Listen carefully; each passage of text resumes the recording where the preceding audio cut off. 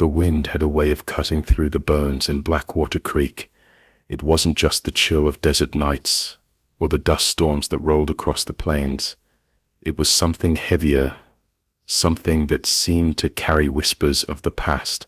By the year 1889, the town was nothing more than a forgotten stain on the map, a cluster of weather-worn buildings squatting against the endless stretch of wilderness. People didn't come here for comfort or beauty. They came for gold, or for sin, or to escape something worse waiting behind them. On one particular evening, the Blackwater saloon was alive the way it always was. Men hunched over cards and whiskey, women with painted lips drifting from table to table, the crack of billiard balls, the squeal of a fiddle in the corner. The air was thick with smoke and greed, voices rising and falling over the clink of coins and the slap of cards on the table. Nobody inside gave much thought to the thunder outside, though the storm was swelling fast, the kind that turned the dirt roads into rivers of mud. Around midnight, when the laughter was loudest and the bottles nearly empty, the doors of the saloon groaned open on their hinges. A hush fell, as it always did when a stranger entered. Only this time, there was no stranger standing there. No boots stepped across the floorboards. No face showed in the lamplight. The doors creaked, then swung back against the frame, and the sound of horses carried in with the wind, hooves, sharp and steady, clattering across the street outside. The men at the tables glanced at one another, some chuckling nervously, others frowning toward the window, but the glass panes were rattling with rain, and no one could see a thing beyond the streaks of water. The fiddler lowered his bow, for he drunk at the bar, muttered, "Hell of a storm," and went back to his glass. Minutes passed, then the sound of spurs echoed across the wooden floor. Not once, not twice, but a slow, deliberate rhythm, as if someone was walking among them unseen. A woman gave a sharp cry and clutched her shawl, but there was no one there, just smoke, lamplight, and silence. The next moment, chaos erupted. Gunfire split the night. Men toppled from their chairs, clutching their throats, blood pouring across the tables. The bartender fell backward, a hole in his chest, bottles shattering around him. A gambler screamed as his head snapped back, his cards scattering in a rain of red. The fiddler slumped forward over his instrument, strings wailing in a final shriek. But the strangest thing, nobody saw the shooter. No man raised a weapon. No hand squeezed a trigger. The air was full of bullets and smoke, yet every gun in the saloon remained in its holster or on the table. The killing came from nowhere, like the air itself had turned against them. Outside, the thunder cracked so hard the windows shattered inward. A rush of wind howled through the saloon, extinguishing lamps and plunging the room into darkness. The only light was the flicker of lightning, and for the briefest instant, the survivors saw them, right, 5 of them, outlined in the blaze of the storm. They sat astride horses black as the void, eyes glowing like coals, faces hidden under wide-brimmed hats. Their bodies shimmered like smoke, here and gone in the blink of an eye. Then the storm swallowed everything. By morning, the sheriff rode into town, his horse stomping nervously at the stench that hung over the saloon. The doors banged loose in the breeze, and inside, the floorboards were slick with blood. Every soul was dead. Men sprawled across tables, women crumpled against the walls, the barkeep stiff behind a counter. There were no signs of struggle, no footprints, no bullet casings, only death. Except for one thing. On the table, closest to the door, where the gamblers had sat, lay a single playing card, the ace of spades. Its face was soaked crimson, the blood seeping into the paper as though the card itself had been alive long enough to drink it in. Sheriff Boyd Holcomb was not a man easily rattled. He had stared down outlaws and seen his share of butchered bodies, but that card, that damned card, set his teeth on edge. He reached for it, hesitated, then slid it into his coat. Something about the air inside the saloon made his skin crawl, as though eyes were still watching him, waiting for him to touch the wrong thing. He rode back into the street, and as he did, he noticed something strange. The dirt road outside bore hoofprints, deep, heavy ones, pressed into the mud, as though an entire cavalry had ridden through in the dead of night. But there were no trails leading in or out, just the prints, circling the saloon, then vanishing, The townsfolk gathered as word spread. Men cursed under their breath. Women clutched their children tighter. Whispers rising like smoke through the air. Nobody dared step inside the saloon. Nobody dared touch the dead. By afternoon, buzzards had already begun circling, their black wings casting shadows across the street. Old Jonah McCready, the town drunk who'd lived through 3 lynchings and 2 shootouts, muttered the words everyone was already thinking. They're back, he rasped, his breath stinking of whiskey. The riders, the ones they hanged out by the mine. I told you all they'd come back. I told you blood don't stay buried. The sheriff silenced him with a glare, but his own hands trembled as he rolled himself a smoke. He remembered the stories, same as everyone else. 30 years earlier, when the first gold vein was struck in the hills, a band of outlaws had ridden into Blackwater demanding their cut. They'd been ambushed, strung up on cottonwoods, and left to rot as a warn. Folks said their eyes never closed, even in death, that their bodies swayed on the ropes long after the wind had died. Nobody spoke of it anymore, or at least, nobody dared to. But the memory was carved into the bones of the town. That night, as the storm clouds broke, and a blood-red moon hung low over the desert, the sheriff sat alone in his office, staring at the ace of spades on his desk. The lamplight flickered, shadows bending across the wall. He could hear it again, the faintest sound of hooves, far off, then closer, as though circling the town. A chill ran through him, and for the first time in his life, Sheriff Boyd Holcomb reached for the Bible instead of his revolver. Blackwater Creek was changed. Something had come back with the storm, something that carried death in its wake, and everyone in town knew it was only the beginning. The days following the saloon massacre hung over Blackwater Creek like a shroud. Coffins were hammered together in silence, the sound of nails splitting through pine echoing across the empty streets. No preacher dared speak at the funerals. No prayers were read aloud. The dead were lowered into the earth, without blessing, the dirt thudding on their caskets like the toll of a bell. The town had seen killings before, gunfights on Main Street, drunken quarrels ending with knives in ribs. But this was something. Men who'd sworn they'd never leave were suddenly packing wagons. Families hitched their mules and vanished at first light, heading east, toward towns where the air didn't smell of fear. Those who stayed whispered behind closed doors, curtains drawn, lamps burning low even at noon. Children were told to stay inside. Women crossed themselves at the faintest sound of wind against the windows. And always, when night fell, someone claimed they heard hooves. Sheriff Boyd tried to keep order, but order was slipping through his fingers like dry sand. He questioned the few survivors who hadn't been inside the saloon that night, but every story ended the same.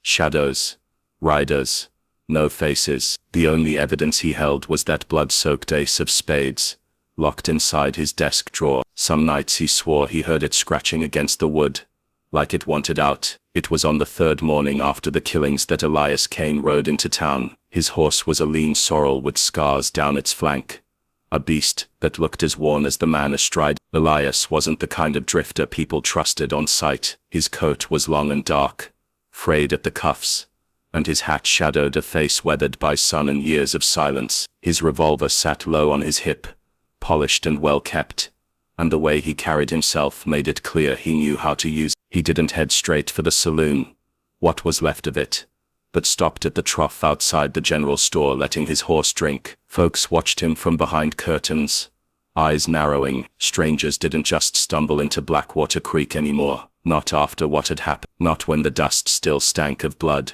Elias tied his horse and walked into the store where old man Harlan kept watch from behind the counter. The shopkeeper's eyes flicked to the revolver, then back to Elias's face. You passing through, or you got business here? Harlan asked, his voice sharp, testing. Business, Elias said simply, pulling a scrap of paper from his coat. He placed it on the counter. It was a map, crude and stained, showing a series of hills just west of town. A vein was marked, in red ink, a crooked line leading to a sharp. Heard there's still gold in these hills. Thought I'd take a look. Harlan's face tightened. He pushed the paper back without touching it. Ain't nothing in those hills worth finding, just ghosts and bones. You do best to ride back the way you came. His eyes were the kind that seemed to look through a man instead of at him, steady and unreadable. Ghosts don't scare me, he said. Maybe they should, Harlan muttered, and turned away. That night, Elias took a room above the boarding house. The bed creaked under his weight, the walls thin enough that he could hear the groans of the building settling, the wind slipping through cracks in the boards. He lit a lamp and unfolded the map again, staring at the line that led to the old mine. Something about it gnawed at him. He didn't know why he cared. Gold was just another way men got themselves killed. But the stories he'd overheard in town told of something more. He'd heard the word betrayal. He'd heard the word and though he never admitted it, Elias had been chasing curses his whole life, trying to escape one that followed him no matter how far he rode. At midnight, he heard it for the first time, the sound of hooves outside, slow and deliberate, moving up the street. Elias rose from bed, his revolver in hand, and peered through the warped glass of the window. The street below was empty. The lamps had all been doused, the town dark as a grave, but the sound was there, circling, fading, then returning. Hooves, heavy and sharp, grinding against the earth, and underneath it, a faint jingle of spurs. Elias didn't sleep the rest of the night. By dawn, word spread of another killing. This time, it wasn't in the saloon. It was in the widow Callahan's house at the edge of town. She'd been found hanging from a beam in her parlor, her eyes wide open, her mouth frozen in a silent scream. Her 2 sons were sprawled on the floor beneath her, their throats cut, their blood pooled so deep it had soaked into the boards. On the table beside them lay another cup, the King of Hearts, drenched red. The town was in uproar. Some claimed the devil himself had ridden through. Others whispered of the outlaws who'd been lynched decades earlier, returning for vengeance. Sheriff Boyd tried to calm them, but his own voice shook when he swore to find the killer. Deep down, he knew no earthly man had done this. No man left signs like that. No man killed with such silence. Elias walked to the house with the rest of the townsfolk, but while they stood back, crossing themselves, he stepped inside. His boots sank into the blood-soaked floorboards, the smell of iron and rot filling his lungs. He looked at the widow's face, the way her eyes bulged, the way the rope bit into her skin. It was too clean, too deliberate. Whoever, or whatever, had done this, wanted the town to see. He crouched by the card, picked it up carefully, and turned it in his hand. The blood was still wet, smearing his fingers. His jaw tightened, and for the first time, a flicker of something crossed his face. Recognition. When he stepped back into the street, Sheriff Boyd was waiting. "You got something to say, stranger?" the sheriff asked, his hand near his holster. Elias studied the older man, then looked past him at the gathering crowd. "You got a curse on your hands," Elias said flatly, "and if I'm right, it won't stop here." Murmurs rippled through the people. Some spat on the ground, muttering about drifters bringing bad luck. Others stared at Elias with fear, as though he were part of it. The sheriff narrowed his eyes. "And what would you know about curses?" Elias's gaze darkened. For a long moment, he didn't answer. Then he said quietly, "More than I'd like." That evening, Elias found himself in the company of an old man hunched by the fire near the edge of town. The man's name was Micah, an ancient prospector, with hands twisted from years of swinging a pickaxe. His eyes were clouded, but his voice carried the weight of memory. "You hear 'em too, don't you?" Micah said, staring into the flames. "The riders, the ones they strung up by the mine. Folks think it's just stories, but I seen it. I was there when they put the ropes around their neck. 5 of them. They begged. They cursed. They swore they'd come back. One of them, he was just a boy, not more'n. He was just a boy, not more'n 17. He looked right at me when the trapdoor dropped. His eyes didn't close, not once, even as he swung. They stayed open. I see 'em every night when I close my..." Elias listened in silence, the firelight flickering across his face. Micah leaned closer, lowering his voice. "The miners thought they could bury the gold, and bury the outlaws with it. But you can't bury hate. You can't bury blood. It festers. It waits. And when the time's right, it rises." The old man's words stuck with Elias long after he left the fire. He lay awake in his narrow bed, staring at the ceiling, hearing the faint creak of rope, the whisper of spurs on wood. He thought of the card in his pocket, still stained with the widow's blood. He thought of his own father, a man he'd long since buried in memory, a man with secrets Elias had never uncovered. Something in his gut told him the two were tied together, and as the night deepened, the hooves came again, louder this time, close, until it felt as if they were right outside his door. By the time the sun rose on the 5th day since the saloon massacre, Blackwater Creek was a town split down the middle. Half the folk were ready to leave with whatever they could carry. The other half clenched their rifles tighter, swearing they'd fight whatever evil haunted their streets.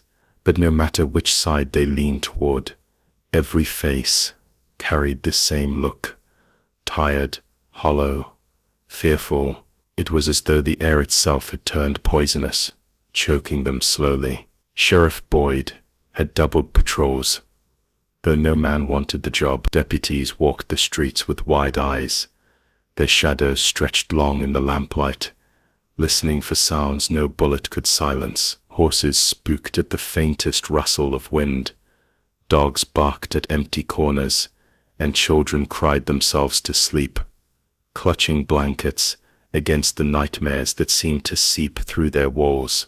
Elias Kane moved through it all like a man chasing smoke. He asked questions in low voices, stopping men in alleys and women on their porches, pressing for details of the lynching from decades past. Most refused to speak. A few spat at his boots and turned their backs, but every now and then, an old-timer would glance over his shoulder, lean in close, and mutter fragments of memory. Outlaws dragged from their beds, gold taken, ropes thrown over branches.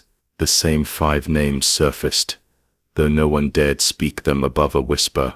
Malachi Crow, their leader, his brother Jonah, Silas Pike, the gambler, Will Tanner, the boy Micah had spoken of, and Jed Calhoun, mean as a rattler, all hanged on the same night, bodies swaying in the moonlight, all buried shallow in the hills. The more Elias heard, the colder he felt. It wasn't just vengeance that tied these ghosts to the town. It was betrayal, and betrayal had a way of echoing through generations. That evening, as the sky burned with the last of the sun, the riders came again. It started with a sound so faint, it could have been mistaken for the groan of wood in the wind. A clink, metal on wood, spurs, then the hooves followed, slow and heavy, pounding through the streets. Lamps flickered as shadows passed by. Though no figure cast them, the town went silent. Every man and woman frozen in place, ears straining. And then came the screams.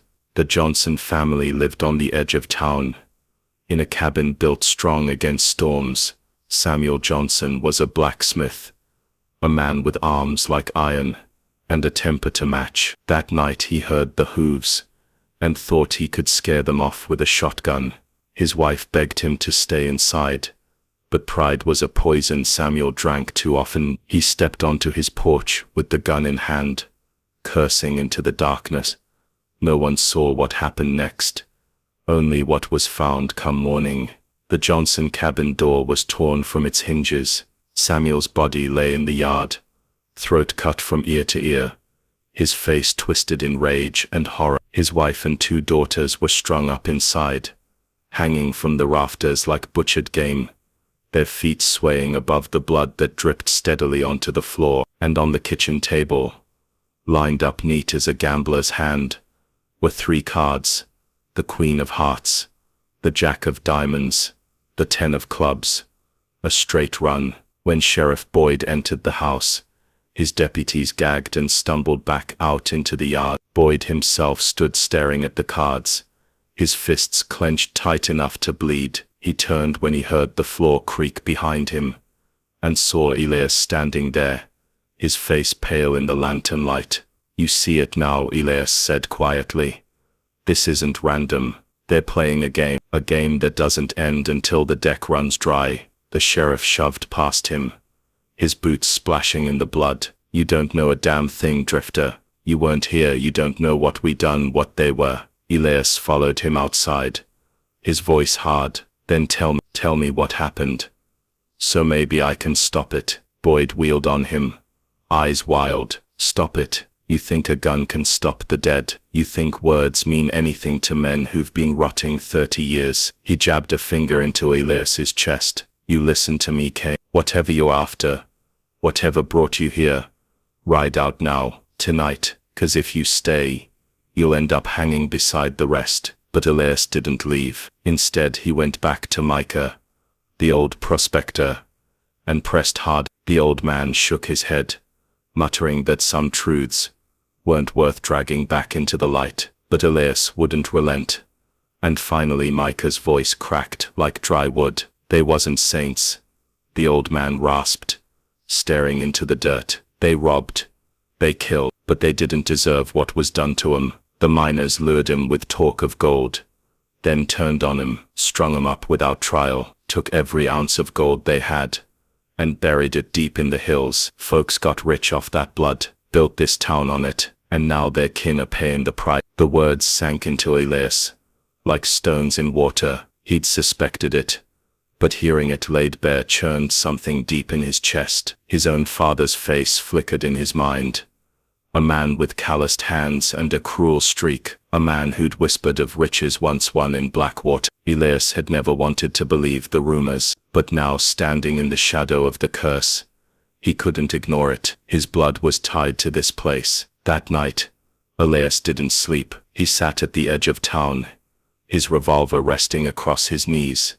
Listen, the desert stretched out before him, quiet and endless. The stars burned cold above. Then he heard them. The riders came in silence first, shapes darker than the night itself moving through the sagebrush. As they drew closer, the sound of hooves rose, heavy and hollow, shaking the ground. Elias's horse reared, eyes rolling, foam flecking its mouth. Elias steadied it, his eyes locked on the figures. 5 riders, just as the story said. Their horses bled dust with every step, their bodies wreathed in shadows that flickered like smoke. The riders themselves wore hats pulled low, faces hidden, but their eyes glowed like embers, burning holes through the dark. Each carried a rope, frayed and stained, swaying from the saddle horse. And as they passed, Elias felt the air turn cold, his breath freezing in his throat. They didn't stop, didn't speak, they just rode past, spurs jingling, hooves pounding, leaving only silence and dust in their wake. But as the last rider passed, he turned his head. For a split second, Elias saw his face, hollow, skin stretched tight over bone, lips curled back in a grin that was all hunger. His eyes burned brighter than the rest, and Elias knew without doubt, this was Malachi Crow, the leader, and Malachi had seen him. Elias sat frozen long after the riders vanished. His hand shook as he reached for his revolver. Though he knew bullets were useless, the only thing more terrifying than seeing them was knowing they'd seen him back. The following morning, word spread of another death. This time, it wasn't a family.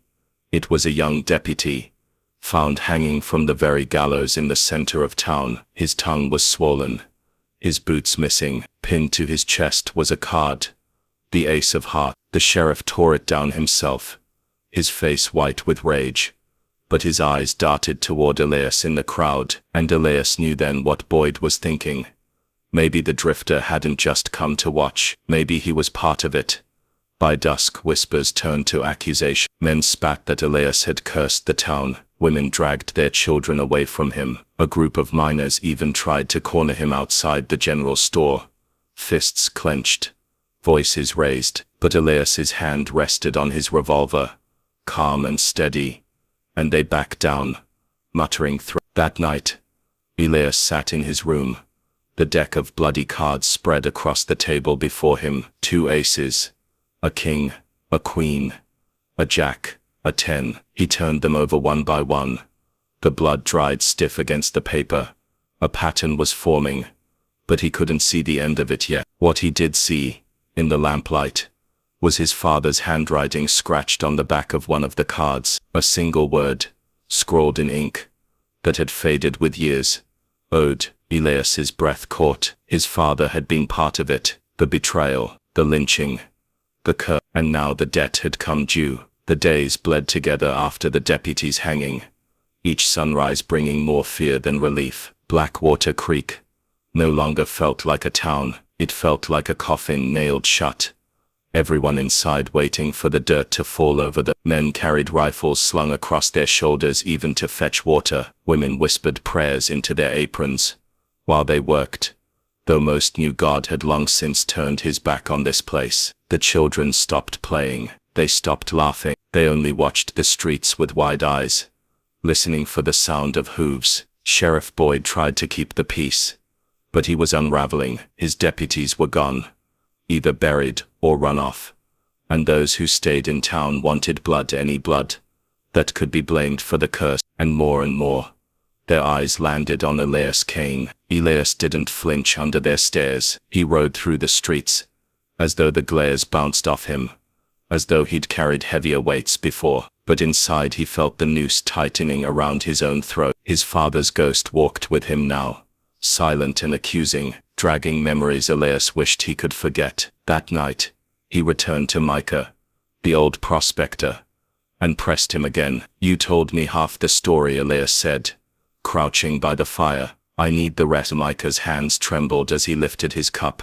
"You don't want it. Knowing don't change nothing. It changes everything," Elias said flatly. "They've seen me. They know my name. I can't walk away from it now." The old man's cloudy eyes reflected the flame. He sighed, and his voice turned hollow, like the wind whistling through a graveyard. It was 30 years ago. The mine had struck the richest vein this desert ever spat out. Gold enough to turn beggars into kings. But gold makes men meaner than hunger ever could. The outlaws came.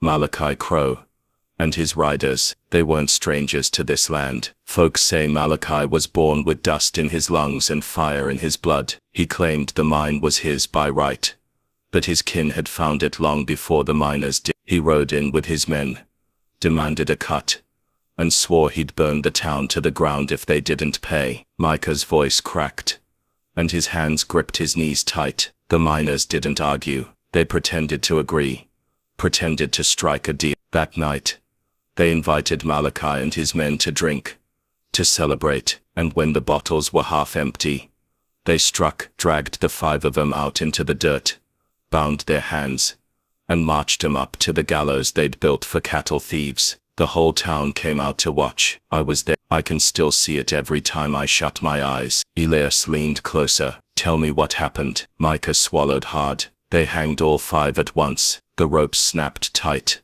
The boards creaked, and the desert went silent. But they didn't die quick. They swung there gasping, eyes bulging, kicking at the air. And then Malachi, he opened his mouth and spoke, with that rope biting into his neck, with his body twisting and choking.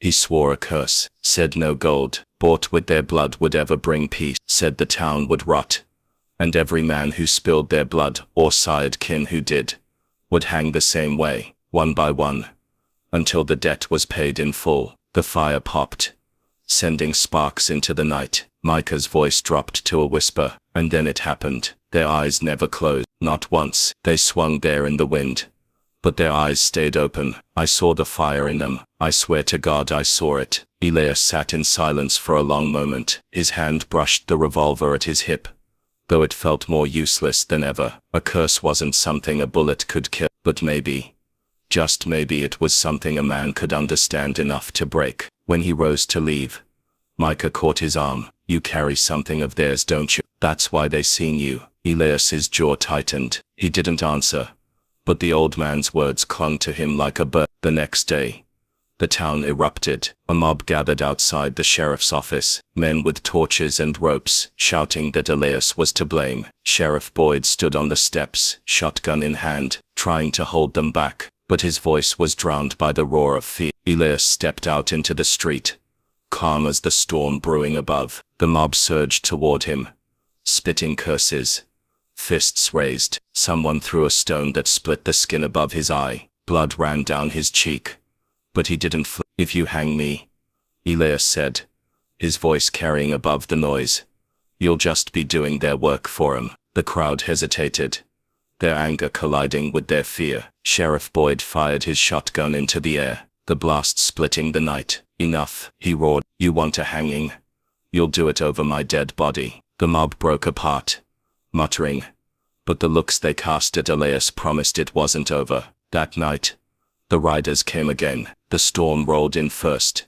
Clouds boiling black against them, lightning split the sky, thunder rattled the glass in the windows, then came the hooves.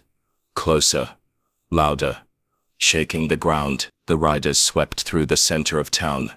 5 shadows on horseback, their ropes swinging from their saddles. Lamps flickered out as they passed. Doors slammed shut, prayers whispered into the dark. Elias stood in the street, revolver drawn though he knew it wouldn't matter. He watched as the riders circled the gallows, their glowing eyes fixed on him. Malachi raised a hand. Skeletal fingers pointing straight at Elias. The ropes swayed, creaking though there was no wind. Then, with a sound like snapping timber, one of the ropes tightened. A body dropped from nowhere. A man.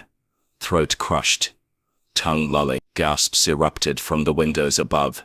As the townsfolk saw who it was, Sheriff Boyd's brother, the sheriff stumbled into the street. His face white as ash. "No," he whispered, staring at the lifeless body swaying from the riders faded into the storm, their laughter low and hollow, echoing across the desert, until only the rain remained. Elias lowered his gun, his chest heaving. The sheriff turned on him, his grief twisted into rage. "This is you," Boyd snarled. "You brought this down on—" "No," Elias said, his voice steady though his heart pounded. "This was always coming. You knew it. You just didn't want to face it." Boyd's hand hovered over his holster, his eyes wild. For a moment, Elias thought the man would draw, but instead, the sheriff staggered back, his shoulders slumping under the weight of the curse. He looked at Elias with something close to despair. Then, God help us all. The following days were worse. No one left their homes after sunset. The church bell was rung not for worship, but for warnings, its mournful tolling, echoing across empty streets whenever the riders were near. And yet, no matter how tightly people locked their doors, no matter how many rifles they held, the killings continued. A farmer was found crucified on his own fence. A seamstress bled dry in her bed, her walls covered in bloody cards. Each death was more grotesque, more deliberate, as though the riders were playing with the town, savoring its collapse. Elias studied the pattern, the cards, the names of the dead. He could see it now. The twisted logic in the killings. It wasn't random. Each victim was tied by blood to the lynching. Sons, daughters, grandchildren of the men who pulled the ropes. And if Elias's father had been one of them, then Elias himself was marked. He stood at the edge of the mine one evening, staring into the black moor that gaped from the hillside. The wind whistled through the shaft, like a whisper, somewhere in the dark. He swore he heard voices. Hoarse. Choked. Speaking words he couldn't understand. He didn't step inside, not yet, but he knew he would, because the only way to end it was to face it where it began. The desert had always been a place of silence, but never like this. In the days after the massacre at the church, Blackwater Creek seemed to hold its breath. The streets lay abandoned, doors bolted, curtains drawn tight against the light. Even the cattle out on the range had gone restless, lowing through the night as though something moved among them, unseen but felt. The only sounds that carried on the wind were the caws of circling carrion birds and the slow creak of the gallows out by the old mine, its nooses swaying though no wind stirred the air. Sheriff Boyd Holcomb hadn't slept in 3 nights. His eyes were bloodshot, his jaw dark with stubble, his hands trembling when he reached for his flask. The survivors of the church massacre, the half-dozen who had fled into the rain, spoke only in broken mutters of fire without flame, of shadows that shot bullets without guns. Holcomb had seen the bodies with his own eyes, slumped over pews, sprawled across the altar, blood sprayed high along the wood, as though someone had painted it with slaughter. No man had done this. No man could. Elias Kane was the only one who spoke of it with calm, though his calm was worse than fear. The drifter sat in the sheriff's office, hat tipped low, his eyes hollow as if some part of him had already gone with the dead. He told the story plain. The riders weren't flesh, they were vengeance given form, called back by blood spilled on cursed ground. 30 years ago, when the nooses tightened around their necks. Their last words had promised it. They had sworn on the gold they had killed for, sworn on the lives they'd taken that they would ride again. And now, Cain said, they were keeping their word. That night thunder rolled across the horizon. The townsfolk gathered in the saloon, not for drink or music, but because no one wanted to be alone. Candles burned on every table, rifles and pistols lay within reach, and the air was thick with prayers muttered under breath. Outside, the street was empty, though every horse in the stables whinnied and kicked at its stalls. Then came the sound, not hurried, not frenzied, slow, deliberate, a cadence that echoed through the street like a funeral drum. The sheriff stepped to the door, shotgun in hand, and peered out. Lighting split the sky, and in the flash he saw them, 5 riders, side by side, their shapes blurred by rain, but their eyes burning through the storm, horses black as tar, nostrils flaring steam, hooves never quite touching the mud. The riders lifted their hands, empty but heavy with menace, and the air itself seemed to tighten around the saloon. "Get down," Holcomb shouted, but the warning came too late. Bullets shattered through the walls as though fired from every direction at once. Glass exploded, lamps burst into flame, and the room filled with screams. Men fired blindly into the night, their guns spitting fire into rain, but the riders never flinched. One by one, townsfolk fell, blood painting the sawdust floor. A woman clawed at the door before a shot tore through her back and hurled her forward into the street. Through it all, Elias Cain sat still. He did not draw his revolver.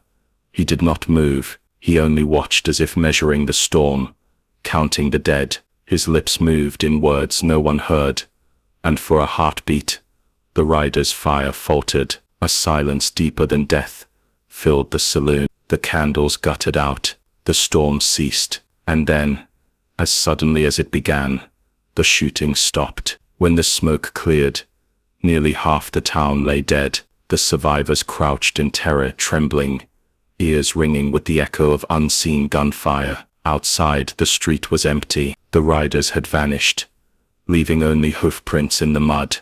5 sets circling the saloon, burned deep into the earth, as though made by fire instead of iron.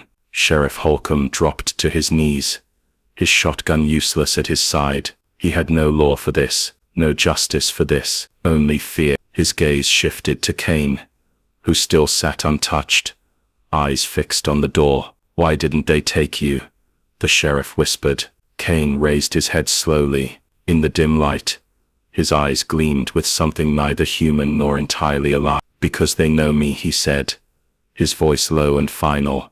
"Because I rode with them once." The room went still. Every breath seemed to vanish from every chest. The survivors stared at Cain as though seeing him for the first time, as though the stranger they had welcomed had only been waiting for the right moment to reveal what he truly was. Holcomb's hand inched toward his pistol, but Cain's gaze cut to him like a blade. "You pull that iron," Cain murmured, "and you'll be the first to die tonight." For a moment no one moved. Then Cain rose, slow and deliberate, his spurs whispering against the blood-soaked floors.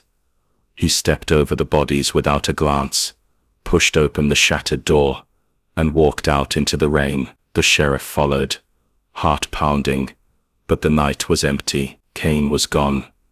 The next morning, the town buried its dead in shallow graves behind the church. The preacher, who once stood at the altar, lay among them, his hands folded, his eyes sewn shut. No one spoke during the burial. No hymns, no words of comfort, only the sound of shovels and the caw of black wings circling above. By dusk, whispers spread that Cain had been seen riding east, out toward the mine where the original hangings had taken place. Some claimed he wasn't riding a horse at all, but something darker, something that left no prints in the mud. Others swore they heard laughter, carried on the wind, laughter that wasn't his but the riders'. Sheriff Holcomb knew he had no choice. If Cain was bound to them, Then Cain was the key. The town couldn't endure another night like the last. With a handful of men, the few still willing to stand with him, Holcomb saddled his horse and rode out toward the hills. The mine loomed black against the horizon, its mouth gaping like the throat of some dead beast. As they drew near, the ground grew strained. The earth was cracked and scorched, though no fire had burned there in years. Bones jutted from the dirt.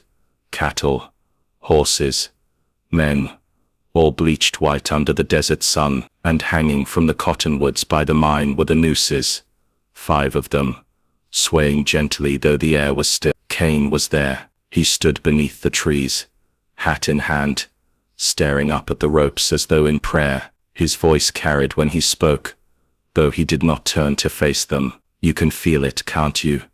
he said. "The weight, the promise. Blood don't wash clean out here. It soaks the ground, feeds it. Every drop spilt in greed calls them closer. And last night you gave them plenty." Holcomb raised his rifle. "You tell me right now, Cain, are you with them?" The drifter finally turned, and in his eyes burned the reflection of the noose. "I was," he said, "and I will be again, when the last bell tolls." But tonight, he stepped closer, his shadow long across the cracked earth. "Tonight, they ride for all of you."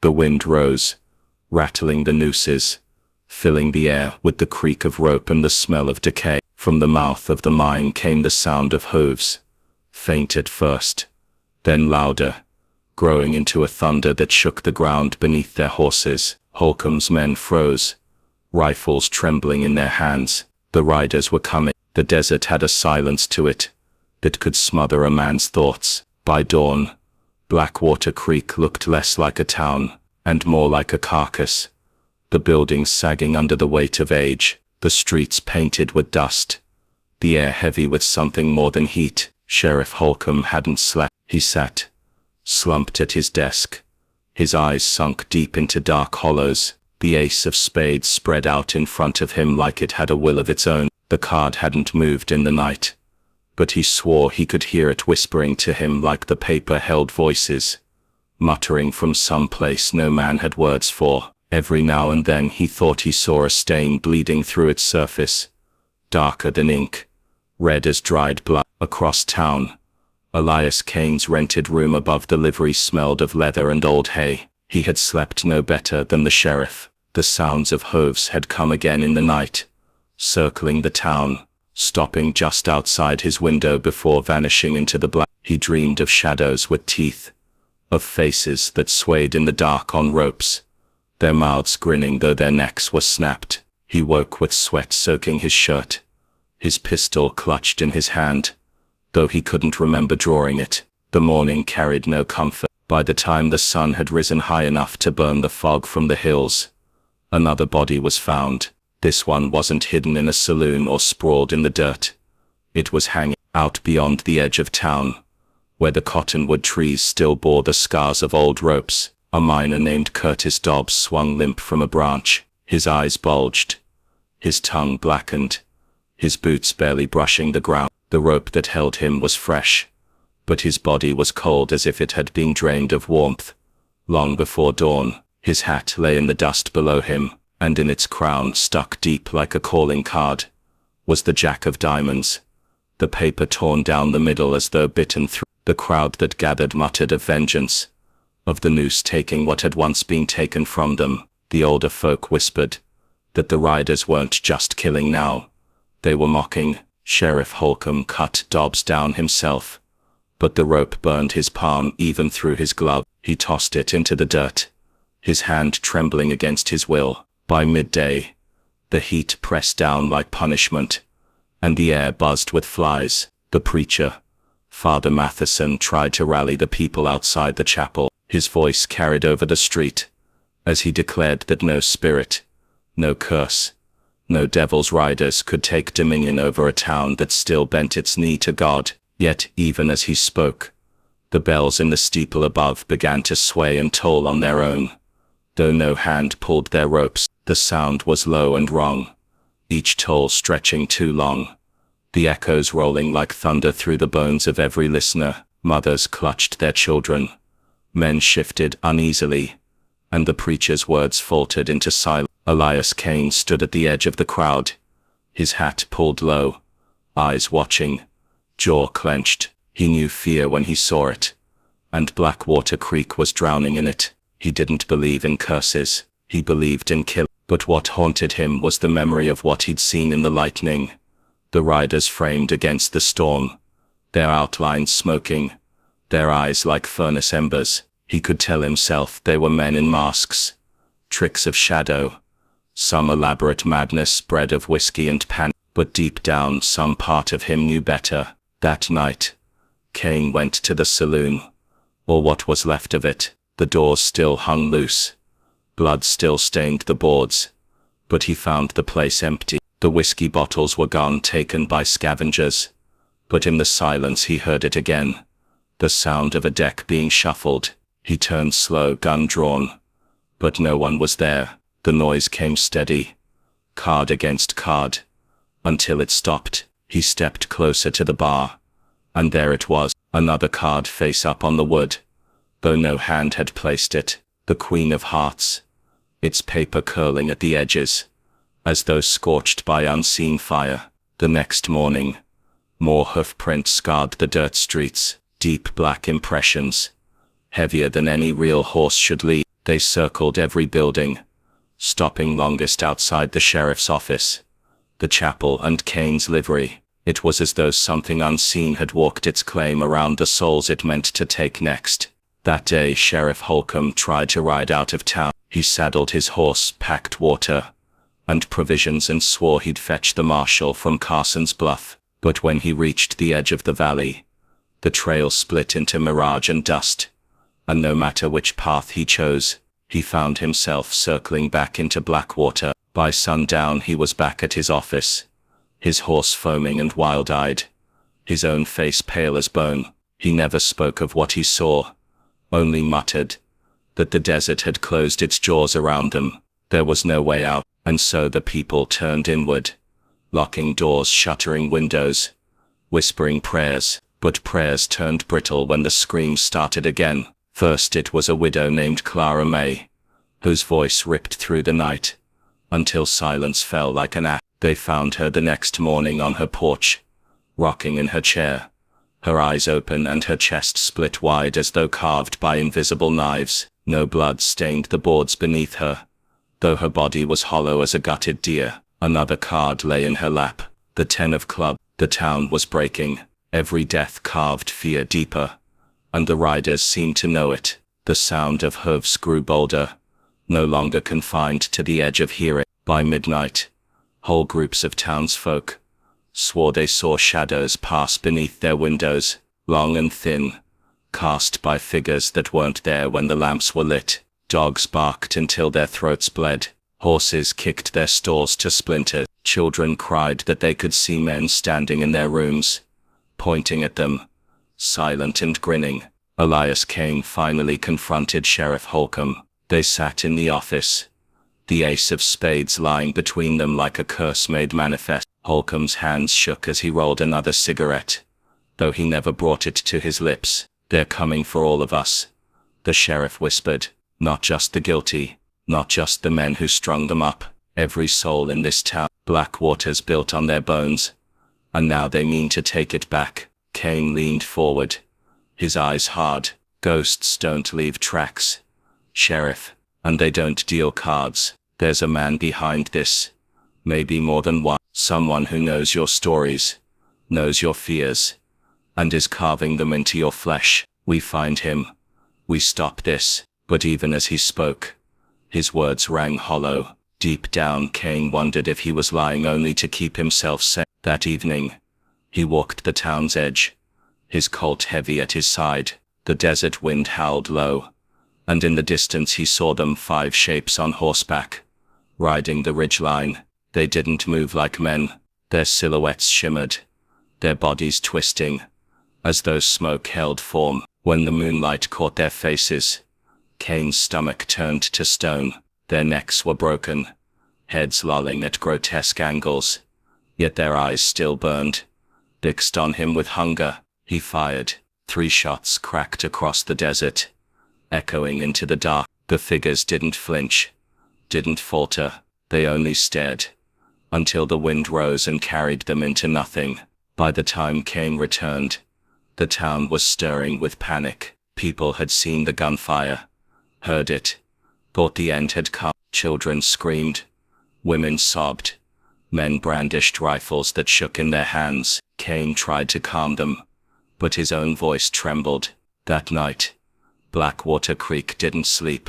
Lamps burned in every window, rifles sat loaded by every bed. But when dawn finally bled across the desert, more houses stood silent, whole families gone, their doors open, their meals half-eaten on the tables. Inside there were no bodies, no blood, just silence. And on each table, each bed, each mantel, a card lay waiting. The deck was filling fast, as though the riders were playing a game no one alive could win.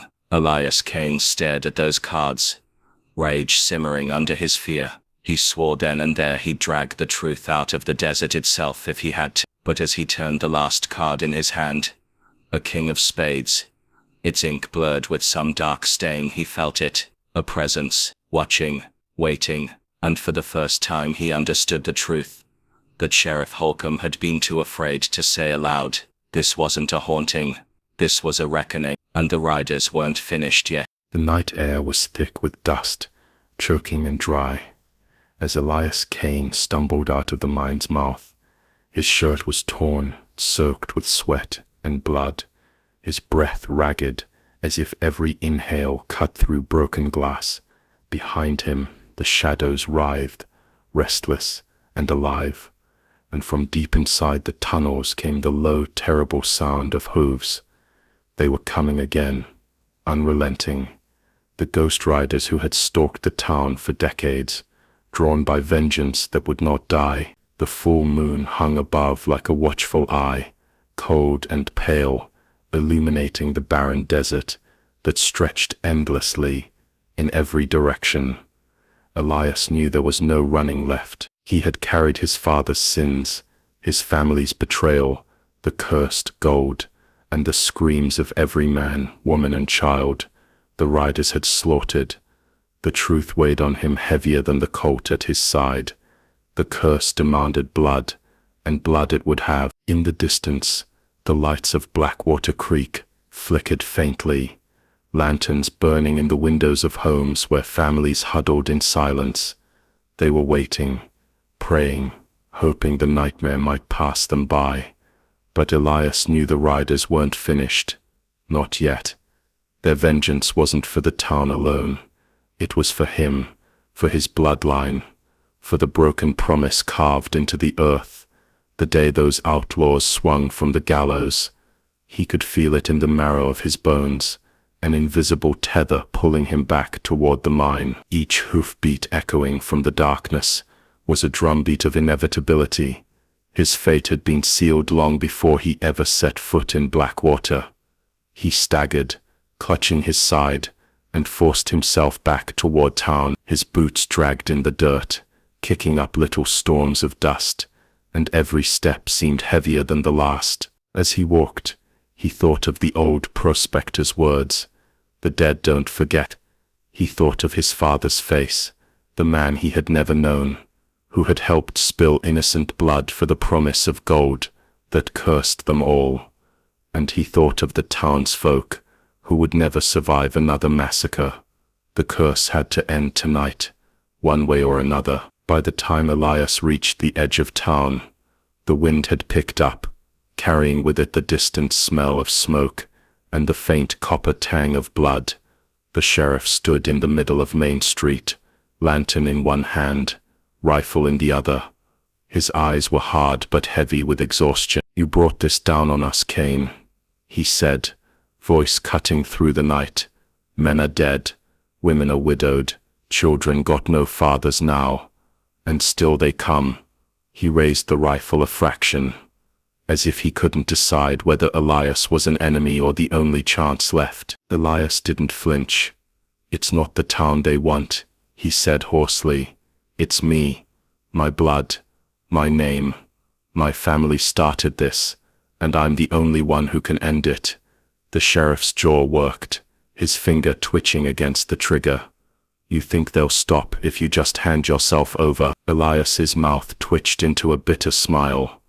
"I don't think I'll be handing myself over," he said, "but I'll give them something they've been waiting on for too damn long." The sudden chill swept through the street, and the lantern light flickered. From the desert beyond, the first sound of hooves rang out, low and distant, growing louder with every heartbeat. Women screamed from their windows, shutters slammed shut, and men scrambled for rifles, though all new bullets meant nothing to the riders. The sheriff cursed under his breath and lowered the rifle.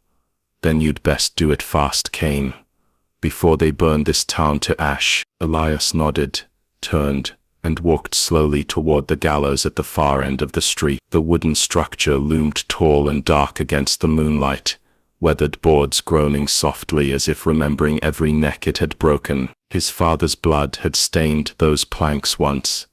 Maybe his would too.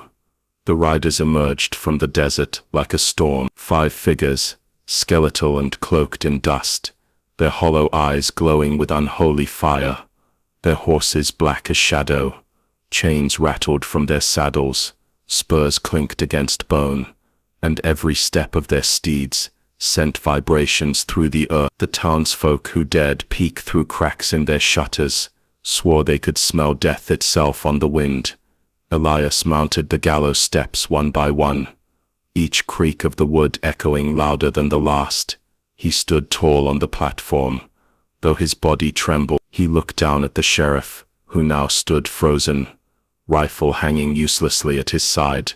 "You tell them," Elias said, his voice carrying across the empty street, "that Elias Kane ended it, that Blackwater's debt is paid." With steady hands, he looped the noose around his neck, the rough rope scratching against his skin. The riders drew closer, their fiery eyes fixed on him. Elias spread his arms wide, defiant, and shouted into the night, "Come and take what you've been waiting for." The hooves thundered, closer and closer, until it felt like the ground itself would split. Then, just as the first rider raised a skeletal hand, Elias kicked the lever. The trapdoor opened beneath him, and he fell. The rope snapped taut, and darkness swallowed him. For a moment, silence reigned. The riders halted, their glowing eyes fixed on the swaying figure of Elias Kane. The rope creaked, his boots dangled lifeless, and the town held its breath. One by one, the riders lowered their heads, as if in grim satisfaction. Then, like smoke in the wind, they began to fade, their forms unraveling into dust, until nothing remained but the echo of their hooves fading into the desert. The curse was over, or so it seemed. Morning came, and with it, the town emerged from their home. They found Elias still hanging, his face pale, his eyes closed as if in restless sleep. Beneath him, scattered on the dirt, were 5 blood-soaked playing cards, each marked with a spade. The sheriff stood staring for a long while before climbing the steps to cut the body down. As Elias's corpse slumped to the ground, the sheriff noticed something pinned to the wood of the gallows, a single card, nailed there by a rusted spur. The ace of spades. His blood ran cold as he plucked it free. On the back of the card, written in crimson letters that seemed to bleed through the paper, was a message: "Debts are never truly paid." The sheriff said nothing, as he burned the card that night, but the memory of it gnawed at him. Weeks passed, and Blackwater Creek slowly began to breathe again. Families buried their dead, businesses reopened, and whispers of the riders grew quieter, fading into the fabric of legend. Some said Elias Kane's sacrifice had saved them, that his soul now walked with the outlaws to keep them at bay. Others claimed the riders were only resting, waiting for the next Kane blood to draw breath. And then, on a stormy night, months later, the sheriff woke to a sound outside his window. Hooves, slow, steady, deliberate. He rose, rifle in hand, and peered out into the darkness. On his doorstep lay a single playing card, edges wet with fresh blood, the ace of spades. The sheriff's hands trembled as the wind howled, carrying with it the faint, mocking sound of laughter. And so the legend lived on. Travelers passing through Blackwater whispered of strange figures seen at the edge of the desert, of ghostly riders who appeared in the corner of the eye, of playing cards found in the dirt, like warnings from the grave. Some swore they heard a rope creaking on the gallows at night, though no body hung there anymore. Others claimed that, if you stood at the edge of the mine at midnight, you could hear Elias Kane's voice, begging the earth to forget his name. But the dead don't forget. Not in Blackwater Creek, not ever. Even now, long after the town crumbled into ruin and the deserts swallowed its bones, the stories remain. Cowboys riding the lonely trails speak of thunder without storms, of dust clouds that move against the wind, of skeletal riders whose eyes burn like coals in the night. And sometimes when the moon is full, and the silence is too deep, they say you might find a blood-soaked playing card at your feet. If you do, you'd best run, because once the riders mark you, there's nowhere in this world you can hide. Out in the desert, the wind never forgets. Blackwater Creek fell silent, but the silence was not peace. It was the kind that follows a funeral, heavy and suffocating. The townsfolk buried their dead, boarded up their doors, and some fled for good, leaving only dust and broken glass behind. Elias Kane's sacrifice became a whisper, a story retold in hushed tones by men too afraid to admit they believed in it. Some said he freed the town. Others swore they still heard the hooves pounding against the earth when the storms rolled in. And sometimes on nights when the moon hides and the coyotes scatter into the hills, a lonely rider is seen standing on the ridge, watching, waiting. Blackwater's curse was never about gold or greed alone. It was about blood, and blood always finds its way. If you ever travel through those plains, keep your eyes open, watch the horizon for dust where there should be none. And if you find a playing card lying in the dirt, smeared with red, turn back, because once you're marked, there's no outrunning. The ghost riders of Blackwater Creek always collect their